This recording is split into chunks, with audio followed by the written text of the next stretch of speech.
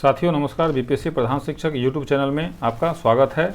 अभी नहीं तो कभी नहीं, अभी नहीं तो कभी नहीं टैगलाइन के साथ हम आशा करते हैं कि आप अच्छे व स्वस्थ होंगे तथा प्रश्नों की श्रृंखला को नित्य बना रहे होंगे। हमारे यहाँ बीपीएससी प्रधान शिक्षक सीटेट, केवीएस, एनवीएस एवं अन्य राज्यों के टीटी परीक्षाओं की तैयारी करवाई जाती है, जिसके लिए सीडीपी के अंतर्गत practice set, Bihar GK, current affair, rapid fire for CDP, rapid recall, इतिहास, भूगोल एवं गणित की श्रृंखला नियमित तौर पर दिया जाता है। अगर आप चैनल को सब्सक्राइब नहीं करते हैं तो कोई वीडियो आपको मिलता है और कोई वीडियो नहीं मिलता है। बहुत सारे शिक्षक साथी फ़ोन करके पूछते हैं कि सर वीडियो कैसे मिलेगा, इसलिए आप चैनल को निश्चित रूप से सब्सक्राइब कर लेंगे व बेल आइकन को ऑन कर लेंगे। हमारे प्लेलिस्ट में जाकर के पढ़ाया गया सभी वीडियो को आप देख सकते हैं। अब सबसे पहले हम लोग रैपिड रिकॉल का मोस्ट VVI 10 प्रश्नों की श्रृंखला को देखेंगे। साथियों ये हमारा सेट नंबर 22 है जो NCF 2005 पर आधारित है। ये सेट नंबर 22 है जो NCF 2005 पर आधारित है और ये पार्ट 2 है। ये पार्ट हमारा पार्ट 2 है।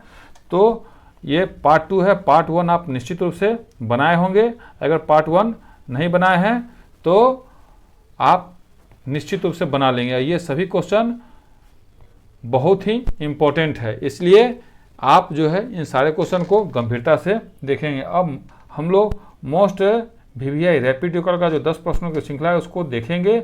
वह जंबो स्पीड से आप उत्तर लिखते चलेंगे। जो साथी उत्तर नहीं जानते हैं उनको निराश होने की आवश्यकता नहीं है, वीडियो के अंत में उत्तर दिया जाएगा, इसलिए आप वीडियो को बिल्कुल स्किप नहीं करेंगे।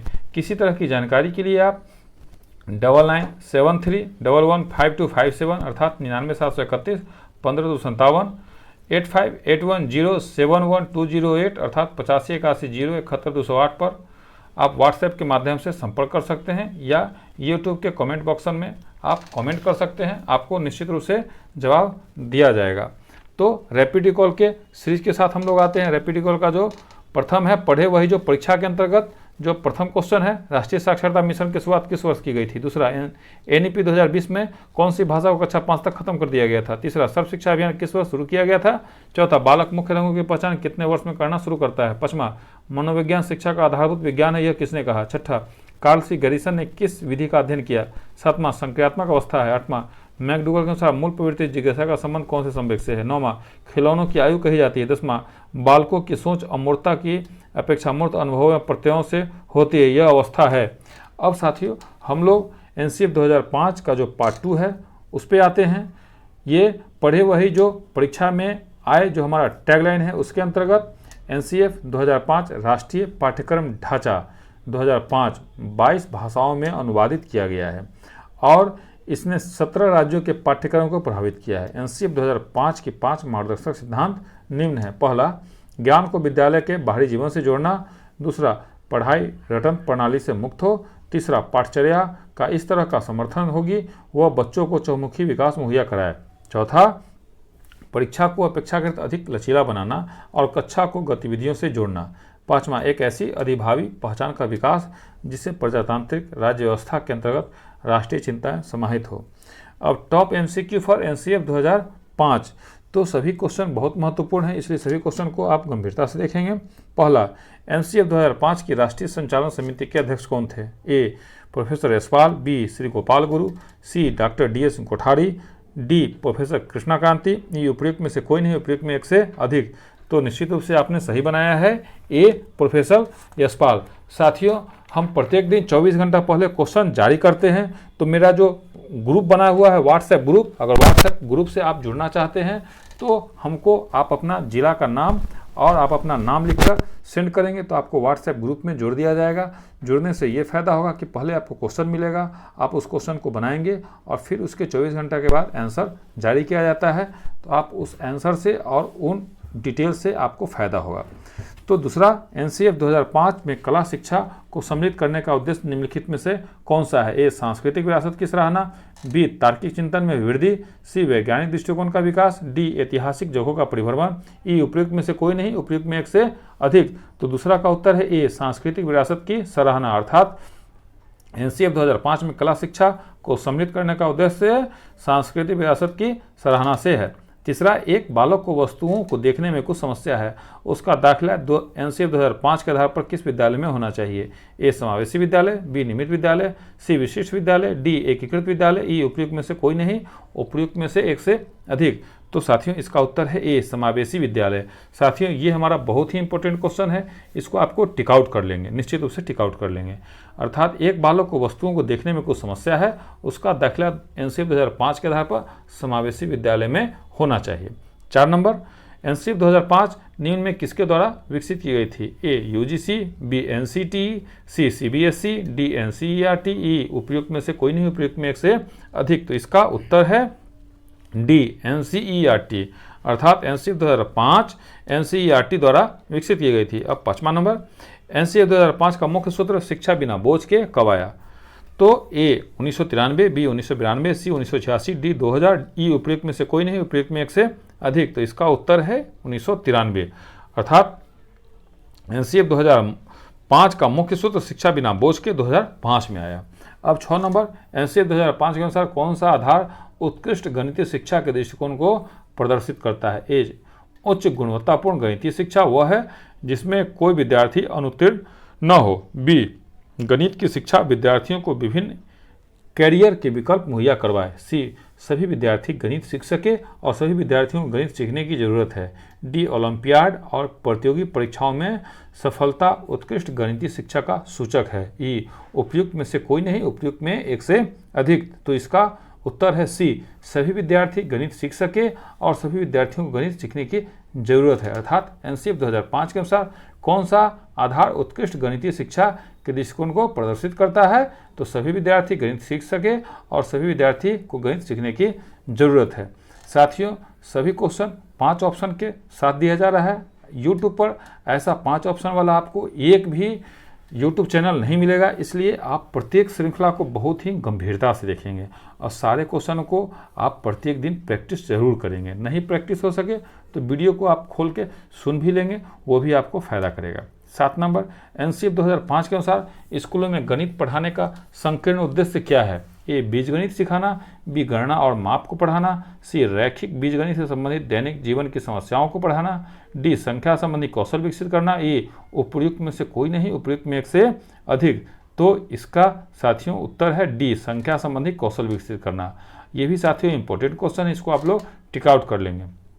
एनसीएफ 2005 के अनुसार स्कूलों में गणित पढ़ाने का संकीर्ण उद्देश्य संख्या संबंधी कौशल विकसित करना है। 8, एनसीएफ 2005 डैश द्वारा 1975, 1988, 2000 और 2005 में प्रकाशित रूपरेखा में से एक है? ए एमएचआरडी, बी एनसीईआरटी, सी यूजीसी, डी एनपीई, ई उपयुक्त में से कोई नहीं, उपयुक्त में एक से अधिक। तो इसका उत्तर है बी एनसीईआरटी, अर्थात एनसीएफ 2005 एनसीईआरटी द्वारा 1975, 1988, 2000 और 2005 में प्रकाशित रूपरेखा में से एक है।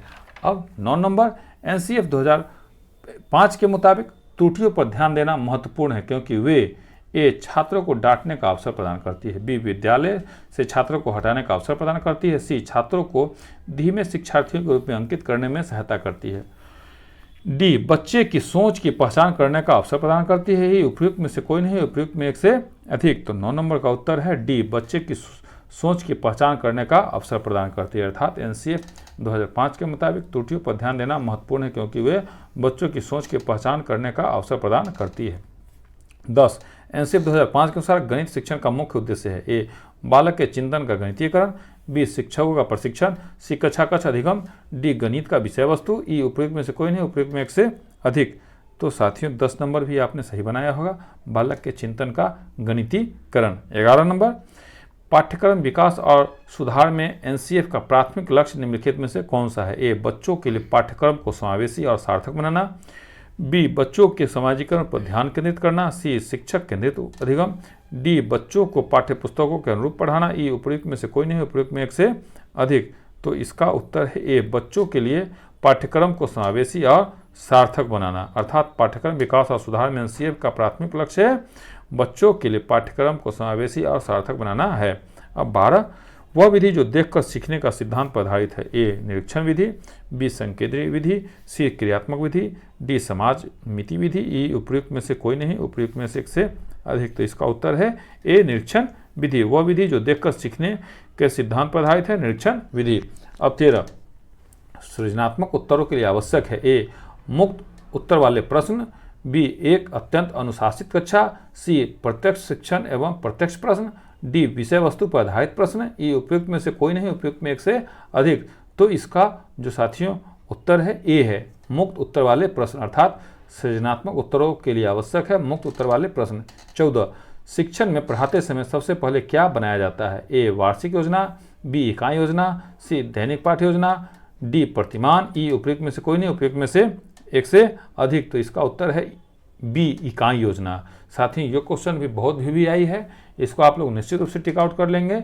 शिक्षण में पढ़ाते समय सबसे पहले इकाई योजना बनाया जाता है। अब 15 नंबर शिक्षा का अति महत्वपूर्ण उद्देश्य है। ए आजीविका कमाना, बी बच्चे का सर्वांगीण विकास करना, सी पढ़ना एवं लिखना सिखाना, डी बौद्धिक विकास, ई उपयुक्त में से कोई नहीं, उपयुक्त में एक से अधिक। तो 15 नंबर का उत्तर आपने सही बनाया होगा, बच्चों का सर्वांगीण विकास करना। अब 16 राष्ट्रीय सामाजिक अध्ययन शिक्षण का राष्ट्रीय पाठ्यक्रम बनाया गया। ए 2005, बी 2003, सी 2006, डी 2004, ई उपयुक्त में से कोई नहीं, उपयुक्त में से एक से अधिक। तो इसका उत्तर है ए 2005, अर्थात राष्ट्रीय सामाजिक अध्ययन शिक्षण का राष्ट्रीय पाठ्यक्रम 2005 में बनाया गया। अब 17 नंबर शिक्षा विषय है। ए संघ सूचिका, बी राज्य सूचिका, सी संवर्धित सूचिका, डी अवशिष्ट सूचिका, ई उपयुक्त में से कोई नहीं, उपयुक्त में से अधिक। तो साथियों इसका जो उत्तर है आपने बिल्कुल सही बनाया होगा, ऐसा मेरा विश्वास है। इसका उत्तर है सी संवर्धित सूचिका। शिक्षा विषय है संवर्धित सूचिका। अब 18 नंबर शिक्षा को मूल अधिकार कब घोषित किया गया। ए 2002 में, बी 2009 में, सी 2010 में, डी 2011 में, ई उपयुक्त में से कोई नहीं, उपयुक्त में एक से अधिक। तो इसका जो उत्तर है साथियों ए है, इसका 18 का उत्तर है ए 2002 में। 2002 में शिक्षा को मूल अधिकार 86वां संविधान संशोधन 2002 के द्वारा अनुच्छेद 21 क के तहत मूल अधिकार घोषित किया गया था। इसका इन डिटेल है। अब 19 नंबर एनसीएफ 2005 के अनुसार भाषाई अल्पसंख्यक वाले वर्गों के बच्चों को शिक्षा किस भाषा में दी जानी चाहिए। तो ए उनकी मातृभाषा में, बी अंग्रेजी में, सी हिंदी में, डी उर्दू में, ई उपयुक्त में से कोई नहीं, उपयुक्त में एक से अधिक। तो 19 नंबर का उत्तर है ए उनकी मातृभाषा में, अर्थात एनसीएफ 2005 के अनुसार भाषाई अल्पसंख्यक वाले वर्गों के बच्चों को शिक्षा उनकी मातृभाषा में दी जानी चाहिए। अब 20 नंबर एनसीएफ 2005 के अनुसार एक शिक्षक की भूमिका होनी चाहिए। ए अनुमोदक की, बी सुविधादाता, सी आधिकारिक, डी तानाशाह, ई उपयुक्त में से कोई नहीं, उपयुक्त में एक से अधिक। तो साथियों इसका उत्तर है बी सुविधादाता। एनसीएफ 2005 के अनुसार एक शिक्षक की भूमिका सुविधादाता की होनी चाहिए। अब साथियों इस प्रश्न का हमारा अंतिम प्रश्न है।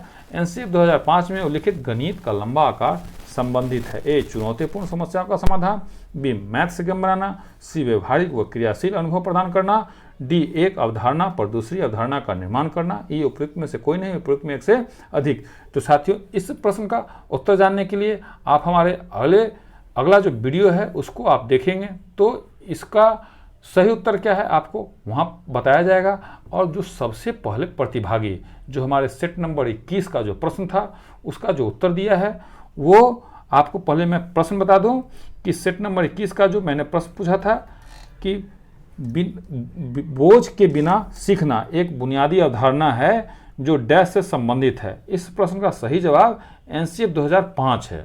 जो सेट नंबर 21 का प्रश्न था उसका सही जवाब है एनसीएफ 2005। अब इसका सही जवाब देने वाले प्रतिभागी का नाम है मनीष कुमार जो बोचहा से हैं। इनको बहुत बहुत बधाई और इनके उज्ज्वल जीवन की कामना की जाती है कि ये अपने जीवन में आगे बढ़ें। अब जो आज का प्रश्न पूछा गया है वो सेट नंबर 23 में बताया जाएगा। तो अब हम लोग रैपिड रिकॉल की ओर चलते हैं। रैपिड रिकॉल का जो 10 क्वेश्चन आपको दिया गया था, बिल्कुल लेटेस्ट वीडियो, इतना फ्रेश व फास्ट स्पीड से रैपिड रिकॉल कराने वाला वीडियो यूट्यूब पर देखने को दूसरा नहीं मिलेगा, क्योंकि हमारा टैगलाइन है भूलना मनुष्य का स्वाभाविक प्रक्रिया है और रैपिड रिकॉल के द्वारा याद करवाना हमारा कार्य है। अब जो पहला क्वेश्चन था, राष्ट्रीय साक्षरता मिशन की शुरुआत किस वर्ष की गई थी? तो इसका उत्तर है 1986। राष्ट्रीय साक्षरता मिशन की शुरुआत किस वर्ष की गई थी?